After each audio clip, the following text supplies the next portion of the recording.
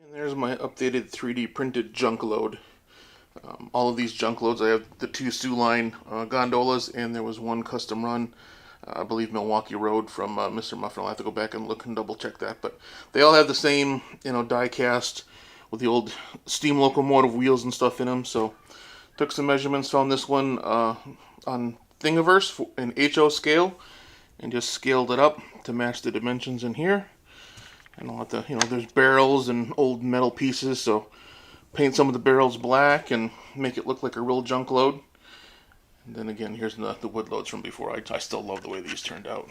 And yes, there are little individual pieces in there as well to add to the realism. So love those, but this is my newest custom junk load 3D printed. Video I posted about a year ago was at this location where this culvert is a north branch of the Bark River, just down the street from where I grew up.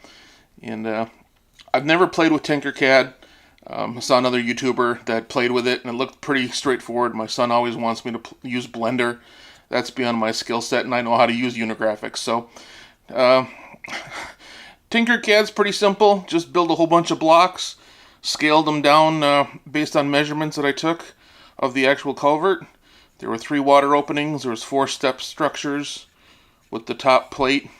So when I get my layout built out here in the garage, there is a portion where the outer loop will be 3 inches higher than the inner loop, kind of on the back. So I figured that would be just enough to have this kind of sticking out from underneath and have water going underneath both of the rails. So a little bit of weathering and make it look kind of chipped away and broken, like that video from a year ago.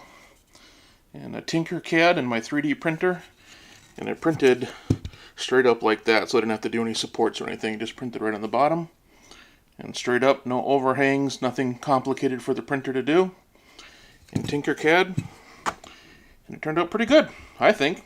Can't wait to put it on the layout.